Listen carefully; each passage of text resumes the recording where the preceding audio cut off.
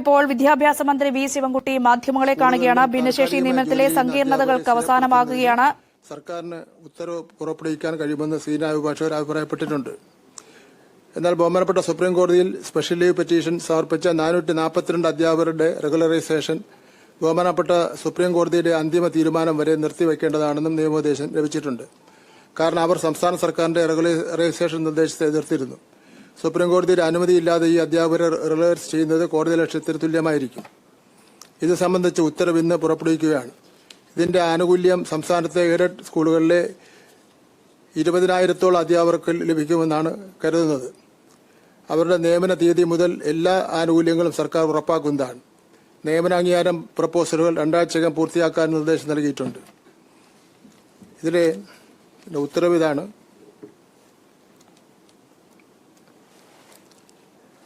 മേലിൽ വിവരിച്ച വസ്തുക്കളുടെ അടിസ്ഥാനത്തിൽ സർക്കാർ ഈ വിഷയം വിശദമായി പരിശോധിച്ചു. ബഹുമാനപ്പെട്ട സുപ്രീം കോടതിയുടെ നിർദ്ദേശാനുസരണം സംസ്ഥാനത്തെ എയ്ഡഡ് സ്കൂളുകളിലെ ഭിന്നശേഷി വിഭാഗത്തിലുള്ള ഉദ്യോഗാർത്ഥികൾക്കായുള്ള ജില്ലാതല സമിതികൾ മുഖേനയുള്ള നിയമന നടപടികൾ ദ്രുതഗതിയിൽ നടന്നുവരുന്ന സാഹചര്യത്തിലും ഇത് സംബന്ധിച്ച നടപടി റിപ്പോർട്ട് ബഹുമാനപ്പെട്ട സുപ്രീം കോടതിയിൽ ഫയൽ ചെയ്തിട്ടുള്ള സാഹചര്യത്തിലും ഭിന്നശേഷി നിയമന വ്യവസ്ഥകൾ ചട്ടപ്രകാരം പാലിക്കുന്ന മാനേജ്മെന്റുകളിൽ നിരവധി വർഷങ്ങളായി താൽക്കാലികമായി തുടരുന്ന അധ്യാപകരുടെ സേവന വേതന വ്യവസ്ഥകൾ ക്രമീകരിക്കേണ്ടത് മാനുഷിക പരിഗണന അർഹിക്കുന്ന വിഷയമായതിനാലും പരാമർശം 13 അഡ്വക്കേറ്റ് ജനറലിന്റെ നിയമോപദേശത്തിന്റെ അടിസ്ഥാനത്തിൽ ഭിന്നശേഷി സംവരണ നിയമവുമായി ബന്ധപ്പെട്ട് താൽക്കാലികമായി തുടരുന്ന എയ്ഡഡ് സ്കൂൾ ജീവനക്കാർക്ക് റെഗുലർ നിയമനം നൽകുന്നത് സംബന്ധിച്ച് ബഹുമാനപ്പെട്ട സുപ്രീം കോടതിയിൽ നിലനിൽക്കുന്ന ഹർജികളിൽ അന്തിമ വിധിക്ക് വിധേയമായി താഴെ പറയുന്ന നിർദ്ദേശങ്ങൾ പുറപ്പെടുവിക്കുന്നു. എയ്ഡഡ് സ്കൂളുകളിൽ നിലവിലുള്ള സർക്കാർ നിർദ്ദേശപ്രകാരം ഭിന്നശേഷി നിയമനത്തിനായി വ്യവസ്ഥാപിതമായ തസ്തികകൾ മാറ്റിവച്ചിട്ടുള്ള മാനേജ്മെന്റുകളിൽ ഭിന്നശേഷി സംവരണ നിയമനവുമായി ബന്ധപ്പെട്ട് താൽക്കാലികമായി പ്രൊഫഷണലായി ശമ്പള സ്കെയിൽ ദിവസവേതനം ജോലി ചെയ്യുന്ന ജീവനക്കാരെ ബഹുമാനപ്പെട്ട സുപ്രീം കോടതിയിൽ നിലനിൽക്കുന്ന സ്പെഷ്യൽ ലീവ് പെറ്റീഷനുകളുടെ അന്തിമ വിധിക്ക് വിധേയമായി ശമ്പള സ്കെയിലിൽ ക്രമീകരിക്കുവാൻ ആവശ്യമായ നടപടികൾ സ്വീകരിക്കുവാൻ വിദ്യാഭ്യാസ ഓഫീസർമാർക്ക് നിർദ്ദേശം നൽകുന്നു. ഭിന്നശേഷി നിയമനത്തിനായി ആവശ്യമായ തസ്തികകൾ നീക്കിവച്ചിട്ടുള്ള എയ്ഡഡ് സ്കൂൾ മാനേജ്മെന്റുകൾക്ക് കൂടി NSSന് ലഭിച്ച വിധിന്യായത്തിന്റെ ആനുകൂല്യം ബാധകമാക്കുന്നതിനും അനുമതി തേടുന്നതിനായി സർക്കാർ ബഹുമാനപ്പെട്ട സുപ്രീം കോടതിയിൽ അഫിഡവിറ്റ് ഫയൽ ചെയ്തുവെങ്കിലും SLP അനുബന്ധ കേസുകളിൽ ഹർജിക്കാരായ 442 അധ്യാപകരെ നിലവിൽ റെഗുലറൈസ് ചെയ്യുന്നത് കോടതി ലക്ഷ്യത്തിന് തുല്യമായിരിക്കുമെന്ന് നിയമോപദേശം കണക്കിലെടുത്തും അവരുടെ നിയമന ക്രമീകരണ നടപടികൾ മേൽ ഹർജിയിൽ അന്തിമ വിധി വന്നതിന്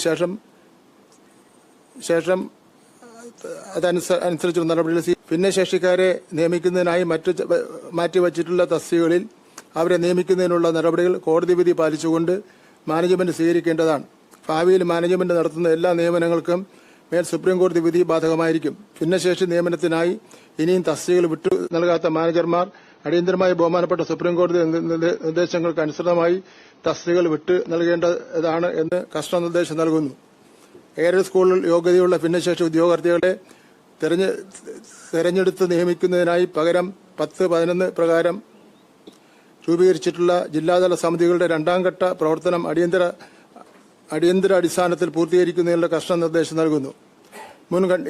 മുൻഗണനയായിട്ട് എയിൽ പറഞ്ഞിട്ടുള്ള നിയമനാംഗീകാരം പ്രപ്പോസലുകൾ തീർപ്പാക്കുന്നതിനും ചുവടെ ചേർക്കുന്ന നിർദ്ദേശങ്ങൾ പുറപ്പെടുവിക്കുന്നു.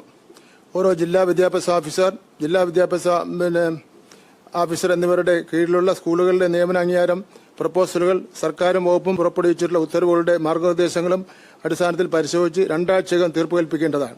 4/3/2026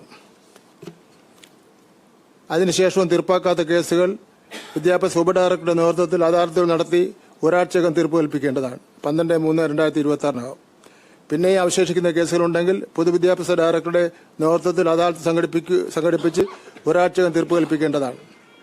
അതിലും പരിഹാരം കാണാത്ത കേസുകളുണ്ടെങ്കിൽ ആയത് സർക്കാർ റിപ്പോർട്ട് ചെയ്യേണ്ടതും പൊതുവിദ്യാഭ്യാസ സെക്രട്ടറി തലത്തിൽ പരിശോധിച്ച് 1 ആഴ്ചക്കകം തീർപ്പ് കൽപ്പിക്കേണ്ടതാണ്.